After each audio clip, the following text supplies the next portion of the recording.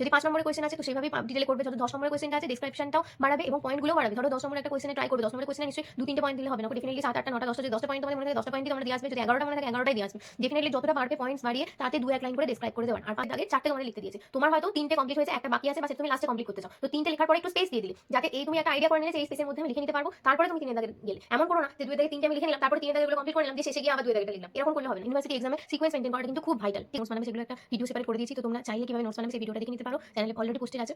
আর তার সাথে সাথে যে অ্যান্সারগুলো করবে চেষ্টা করবে ডায়াগ্রাম দেওয়ার, একটু বাবেলস দেওয়ার বা বুলেট করার বা দুটো ডিফারেন্ট কালিতে। Hi everyone, this is me Nandita. Welcome and welcome back to my channel Nandita Mukherjee. আবার একটা ইম্পর্টেন্ট ইনফরমেশন নিয়ে তোমাদের সাথে চলে এসেছি। যে আজকের ভিডিওটা টাইটেল আর থাম্বনেল দেখে বুঝতে পেরে গেছো আজকে আমি কী নিয়ে আলোচনা করতে চলেছি। How to right in university exam, এটাই আজকে টপিক। তো আজকে ফার্স্ট থেকেই তোমাদেরকে আমি ফুল ইনফরমেশন দিতে স্টার্ট করবো। পেন আর খাতা নিয়ে বসে পড়ো, কারণ যে ইনফরমেশনগুলো দেবো এক একটা পয়েন্টে আমি বলবো, মানে এক একটা টিপস তোমাদেরকে দেবো আর সেগুলো ডেসক্রাইব করবো। চাইবো খুব শর্টে যাতে তোমাদেরকে এক্সপ্লেন করে দিতে পারি। আর তোমরা একটা খাতা পেনের মধ্যে সেই পয়েন্টসগুলো একটু নোট করে রাখো। ডেফিনেটলি এটা তোমরা যখন পড়বে, নোটস বানাবে বা যখন তোমরা রিক্যাপচুলেট করবে তখনও তোমাদের হেল্প হবে। তো ফার্স্ট পয়েন্ট তোমাদেরকে মাথায় রাখতে বলবো এটা, যে ধরো তোমাদের ইউনিভার্সিটি এক্সাম হচ্ছে, দুটো সাবজেক্ট একটা পেপারে হয়। তো সুতরাং তোমাদেরকে কোয়েশ্চেন প্যাটার্ন এবং কোয়েশ্চেন পেপারটা ভালো করে আন্ডারস্ট্যান্ড করতে হবে। মানে তোমাদের কোয়েশ্চেন দিল আর ঝপঝপ করে লিখতে শুরু করে দিলাম সেরকম করলে হবে না। ডেফিনেটলি পুরো কোয়েশ্চেনটা পড়বে, কোনটা কত মার্কসের কোয়েশ্চেন দেওয়া আছে। ধরো দেখবে যে 10 মার্কসের কটা কোয়েশ্চেন আছে, কটা অর আছে, কোনটাতে তুমি ডেফিনেটলি ভালো আনসার দিতে পারবে, কোনটাতে একটুখানি হলেও তোমরা পয়েন্ট কম তোমার মাথায় আসছে। তো সেটা ভেবে তোমাদেরকে দেখতে হবে। তার সাথে সাথে তোমরা কি দেখবে, দুটো সাবজেক্ট তো দুটো আলাদা আলাদা শিট দেবে নাকি একটা শিটেই লিখতে হবে, সেগুলো সব কিছু কোয়ারি করে নেবে। কোয়েশ্চেন প্যাটার্ন বুঝবে, আন্ডারস্ট্যান্ড করবে জিনিসটাকে, তারপরে কিন্তু তোমরা ফার্দার স্টেপ নেবে। তো ফার্স্টে তোমাদের করতে হবে কি, আন্ডারস্ট্যান্ড দ্য কোয়েশ্চেন পেপার। দেন তোমাদের সিট ডিভিশনটা দেখে নেবে, যদি সিট ডিভিশন থাকে তাহলে সিট ডিভিশন করবে। দুটো সিট দিয়ে দেবে, যদি বলে যে দুটো সিট আলাদা আলাদাতে অ্যান্সার করতে হবে তো আলাদা আলাদা অ্যান্সার করবে, যদি বলে একটা সিটেই করতে হবে তাহলে একটা সিটেই। তো সেটা তোমরা ইনফরমেশনটা হলেই পেয়ে যাবে, তোমাদের সব ইনফরমেশন দিয়ে দেওয়া হবে। তখনই এই জিনিসটা মাথায় আনবে, এখন তোমার মাথায় আনার দরকার নেই। ট্রাই করবে সিকোয়েন্স মেনটেন করার, ঠিক আছে? ধরো এমসিকিউর পার্টটা তোমরা শেষে করে নিচ্ছ, বা 2 দাগের কোয়েশ্চেন যেটা দিয়েছে 2 দাগের এ লিখলে তারপরে সি লিখলে বি লিখলে না, এরকম করবে না। মানে ধরো যে ওয়ান মানে কোয়েশ্চেন নাম্বার 1-এ 3টে কোয়েশ্চেন দিয়েছে এ বি সি, আর তোমাদের লিখতে বলেছে যে কোনো দুটো। তোমরা ডেফিনেটলি যদি এটা লেখো বিটা লেখো তাহলে এ বি দুটো পরপর লিখবে, যদি বি সি লেখো তাহলে আগে বি লিখবে তারপর সি লিখবে, বা যদি এ সি অ্যাটেম্প করো তাহলে এ আগে অ্যাটেম্প করবে দেন সি করবে। এমন করবে না যে সিটা আগে লিখে নিলাম তারপর এটা অ্যাটেম্প করলাম। এভাবে পরপর যে সিকোয়েন্স ওয়াইজ কোয়েশ্চেন আসবে, অ্যান্সারটা কিন্তু সিকোয়েন্স মেনটেন করেই অ্যান্সার তোমাদেরকে দিতে হবে। এমন নয় যে আগের কোয়েশ্চেন পরে লিখে দিলাম, পরের কোয়েশ্চেন আগে লিখে দিলাম, এরকম করলে হবে না। আগে 4টে তোমাদের লিখতে দিয়েছে, তোমার হয়তো 3টে কমপ্লিট হয়েছে, একটা বাকি আছে বা সেটা তুমি লাস্টে কমপ্লিট করতে চাও। তো 3টে লেখার পরে একটু স্পেস দিয়ে দিলে, যাতে এই তুমি একটা আইডিয়া করে নিলে যে এই স্পেসের মধ্যে আমি লিখে নিতে পারবো। তারপরে তুমি 3 দাগের গেলে। এমন করো না যে 2 দাগের 3টে আমি লিখে নিলাম, তারপরে 3 দাগেরগুলো কমপ্লিট করে নিলাম, দিয়ে শেষে গিয়ে আবার 2 দাগেরটা লিখলাম। এরকম করলে হবে না। ইউনিভার্সিটি এক্সামে সিকোয়েন্স মেনটেন করাটা কিন্তু খুব ভাইটাল, ঠিক আছে? দেন তোমাদের টাইম ডিভিশন করে নিতে হবে। ধরো তোমাদের 3 ঘন্টার পেপার, তোমরা 1.5 ঘন্টা করে দুটো ভাগ করে নিলে। এই 1.5 ঘন্টার মধ্যেও 1 ঘন্টা 10 মিনিট 1 ঘন্টা 10 মিনিট করে করবে। লাস্টে প্রত্যেকটারই 20 মিনিট 20 মিনিট করে এমসিকিউ রাখতে হবে। তোমরা যদি এমসিকিউ ফার্স্টে করে নিতে চাও তোমরা ফার্স্টে করে নিতে পারো, যদি লাস্টে এমসিকিউর জন্য রাখো তাহলে 1 ঘন্টা 10 মিনিট 1 ঘন্টা 10 মিনিটের মধ্যে লং কোয়েশ্চেনগুলো আছে বা যেগুলো ডিসক্রাইব করে লিখতে হয় সেগুলো কিন্তু 1 ঘন্টা 10 মিনিটের মধ্যে 1 ঘন্টা 10 মিনিটের মধ্যে অ্যানাটমি শেষ করলে, 1 ঘন্টা 10 মিনিটের মধ্যে ফিজিওলজি শেষ করলে, বাকি যে আরও 40 মিনিট মতো থাকলো সেই 40 মিনিটের মধ্যে 10 মিনিট তোমরা এমসিকিউতে দিলে, বাকি 20 মিনিট যেগুলো ছিল 20 মিনিট যে পড়ে থাকবে সেই 20 মিনিটের মধ্যে একটুখানি দেখে নেবে যে কোন পয়েন্ট মিস গেলো কিনা, বা যেগুলো পারলে না, বা তখন যেগুলো মনে পড়ছিল না মনে আসছে কিনা, প্রত্যেকটা দাগ নাম্বার দিয়েছো কিনা, প্রত্যেকটা সিকোয়েন্স ঠিক আছে কিনা, এমসিকিউর যে অপশানগুলো দিয়েছো সেগুলো ঠিক আছে কিনা, এভাবে তোমরা দেখে নেবে। তো ফার্স্টেই বলছি টাইম যে ডিউরেশনটা তোমরা ভাগ করে নেবে, 3 ঘন্টাটাকে 1 ঘন্টা 10 মিনিট 1 ঘন্টা 10 মিনিট করে ভাগ করে নিলে দুটোকে, মানে ধরো 11টা থেকে তোমাদের এক্সাম শুরু, 12টা 10-এর মধ্যে চেষ্টা করবে লংগুলোকে লিখে নেওয়ার। এবার হয়তো 12টা 10-এর মধ্যে হবে না, কিন্তু 15-20-র মধ্যে তো তোমরা একটু কমপ্লিট করে নিতে পারবে। 12টা 20 থেকে স্টার্ট করে নিলে পরের সেকশনটাতে যাওয়ার। দেন তারপর এবার 12টা 20 থেকে তোমরা চাইলেই সেইখানে এমসিকিউটাও করে নিতে পারো। দিয়ে 12:30টার মধ্যে একটা পেপার কমপ্লিট হয়ে গেলো 1.5 ঘন্টার মধ্যে। দেন তোমরা আরেকটা পেপারে তোমরা চলে গেলে। এবং এরকম করবে না যে একটা কোয়েশ্চেন পাচ্ছ না সেটা নিয়ে বসে আছো, কারণ কি টাইমটা এগিয়ে যাবে আর অনেক লিখতে হয়। তো তার জন্য কিন্তু সময়টা বাঁচিয়ে যতটা পারবে স্পিডে যেগুলো আগে পারছো সেগুলোকে পরপর করে নেওয়ার। কারণ গ্যাপ দিয়ে ধরো একের দাগে দুটো পাচ্ছ না, সেইটার গ্যাপ ছেড়ে দিলে 2 দাগে চলে গেলে, 2 দাগের যদি একটা দুটো না পারো তো সেখানে গিয়ে করবে। কিন্তু প্রত্যেকটা কোয়েশ্চেন কিন্তু অ্যাটেম্প্ট করে আসবে, কোনো কোয়েশ্চেন কিন্তু ছেড়ে দিয়ে আসবে না। আমি জানি ছেড়ে দেওয়ার টেন্ডেন্সিটা তোমাদের ডেফিনেটলি এখন আর নেই কো। ছোটোবেলায় হয়তো এরকম করতে, বাট এখন তোমরা ছোটো নেই, তাই ডেফিনেটলি প্রত্যেকটা কোয়েশ্চেন অ্যাটেম্প্ট করে আসবে আর খুব ভালোভাবে প্রিপারেশন নাও, অ্যাটেম্প্ট তো করে আসতেই হবে। এবার তোমাদেরকে প্রত্যেকটা অ্যান্সারে ধরো একটা 10 নম্বরের অ্যান্সার লিখলে, 10 নম্বরের যে অ্যান্সারগুলো তোমরা লিখছো তার একটা হেডিং থাকবে, হেডিংয়ের চেষ্টা করবে একটা ইন্ট্রোডাকশন দেওয়ার, তারপরে যে কোয়েশ্চেনটা করেছে স্পেসিফিক সেই কোয়েশ্চেনটার একটুখানি স্মার্ট ওয়েতে অ্যান্সার দেওয়ার। ধরো একটা গোল করলে, ধরো একটা পয়েন্ট দিয়েছে তোমাদেরকে কজেস অফ সামথিং, ঠিক আছে, ধরো কজেস অফ ডায়রিয়া দিয়েছে, এবার তোমরা কজেস অফ ডায়রিয়াটাকে সার্কেলের মধ্যে ঢোকালে অ্যারো দিয়ে দিয়ে কজগুলো কী হয় লিখে নিই, তাহলে কি হলো তোমরাও ভালোভাবেই দেখতে পারলে যে একই অ্যাট এ গ্ল্যান্স তোমরা দেখে নিতে পারলে কী কী কজ হয়। তো সেগুলো যদি ডিসক্রাইব করতে পারো ডিসক্রাইব করবে। যদি তোমাদের 10 নম্বরের কোয়েশ্চেন আসে বা যদি লং কোয়েশ্চেন আসে তাহলে তোমাদেরকে কী করতে হবে, সেগুলোকে ডিসক্রাইব করতে হবে পরে। যদি 5 নম্বরের কোয়েশ্চেন আছে তো সেইভাবেই ডিটেলে করবে। যত 10 নম্বরের কোয়েশ্চেনটা আছে ডিসক্রিপশনটাও বাড়াবে এবং পয়েন্টগুলোও বাড়াবে। ধরো 10 নম্বরের একটা কোয়েশ্চেনে ট্রাই করবে, 10 নম্বরের কোয়েশ্চেনে নিশ্চয়ই 2-3টে পয়েন্ট দিলে হবে না, ডেফিনেটলি 7, 8টা, 9টা, 10টা, যদি 10টা পয়েন্ট তোমাদের মনে থাকে 10টা পয়েন্টই তোমরা দিয়ে আসবে, যদি 11টা মনে থাকে 11টাই দিয়ে আসবে।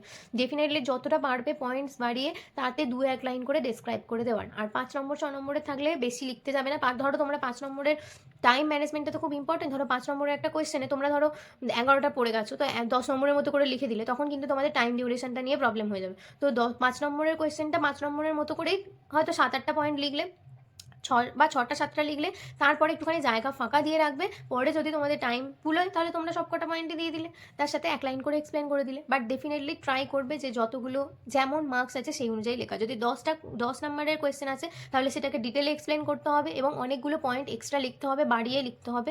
এবং যেই তোমরা ডেসক্রাইব করছো সেটাও খুব সুন্দরভাবে 2-3 লাইন বা 4-5 লাইনের মধ্যে ডেসক্রাইব করতে হবে, কারণ তোমাদের পয়েন্টসও বাড়াতে হবে। আর যদি 5 নম্বরের কোয়েশ্চেন আছে 6-7টা পয়েন্ট লিখলে তার সাথে সাথে ডেসক্রাইব করে দিলে, ঠিক আছে। এবার ডেসক্রিপশনটা 2-3 লাইন আমি বলছি বলে 2-3 লাইনে লিখতে হবে সেরকম নয়। হাতের স্পিড অনুযায়ী তোমরা যতটা ডেসক্রিপশন দিতে লাগবে সেটাতে ততটুকুই দেবে, ঠিক আছে। ধরো অ্যানাটমির কোনো অ্যান্সার লিখছো, সেটাতে চেষ্টা করবে কিছু ড্র করে দেওয়ার, তার সাথে সাথে ডায়াগ্রামের সাথে একটু মার্ক করে দেওয়ার, বা অ্যারো দিয়ে মেকানিজম যদি কিছু থাকে ফিজিওলজির দিকে, মেকানিজমগুলোকে অ্যারো করে, রাউন্ড করে, গোল করে, স্ট্রাকচার করে, যেভাবে হোক বুলেট করে হোক বা যেভাবে হোক অ্যাট্রাকটিভ ওয়েতে তোমরা যাতে প্রেজেন্ট করতে পারো নিজের খাতাতে, সেই ওয়েতে দেখবে। ডিটেল লাইন বাই লাইন লিখে গেলে হবে না গো, একটুখানি শর্ট অথচ সুন্দরভাবে তোমাদেরকে প্রেজেন্ট করতে হবে, সেভাবেই কিন্তু অ্যান্সারগুলোতে লিখবে। 5 নম্বরের কোয়েশ্চেন কীভাবে লিখবে বললাম, 10 নম্বরে কীভাবে লিখবে বললাম, অ্যানাটমিকে কীভাবে ডেসক্রাইব করবে বললাম, ফিজিওলজিতে তোমার মেকানিজম যদি দেয়, মেকানিজম ডিফারেন্সেস যদি দেয়, সবসময় চেষ্টা করবে দুটো ডিফারেন্সকে ইকুয়ালি যাতে দেখতে পাওয়া যায়, সেম পয়েন্টগুলোকে দুটো ডিভাইড করে পেজের মধ্যে ডান লেফট অ্যান্ড রাইটে ডিভাইড করে করে লেখার। তার সাথে সাথে তোমরা যদি নার্সিং রিলেটেড কোনো ইনফরমেশান চায় বা নার্সিং অ্যাপ্লিকেশন হিসেবে অ্যাজ এ নার্স তোমার রোলটা চেষ্টা করবে দিয়ে আসার। এটা বেশিরভাগ নার্সিং ফাউন্ডেশনে এইভাবে তোমাদেরকে লিখতে হবে। প্রত্যেকটা কোয়েশ্চেন যখন দেবে তোমাদের নার্সিং রোলটা তোমাদেরকে নিচে নিচে 2-3টে নার্সিং রোল লিখে আসলে তোমাদের খুব ভালো হয়। ক্ষেত্রে সাইকোলজি সোশিওলজির ক্ষেত্রে বলবো যে ডেফিনেশন যখন লিখবে 2 নম্বরে যদি কোয়েশ্চেন দেয় তাহলে দুটো ডেফিনেশন লেখার চেষ্টা করবে। যদি সায়েন্টিস্টের ডেফিনেশন অনুযায়ী লেখো তাহলে কমা, দাড়ি, পূর্ণচ্ছেদ সব কিছু তোমাদের মেনটেন করে সায়েন্টিস্টের নাম দেবে। আর তার সাথে সাথে যদি সায়েন্টিস্টের নাম না দাও তাহলে নিজেদের মতো করে যে ডেফিনেশনটা তোমার মনে পড়ছে বা যে ডেফিনেশনটা তোমরা প্র্যাকটিস করেছো সেই ডেফিনেশনটা দেবে।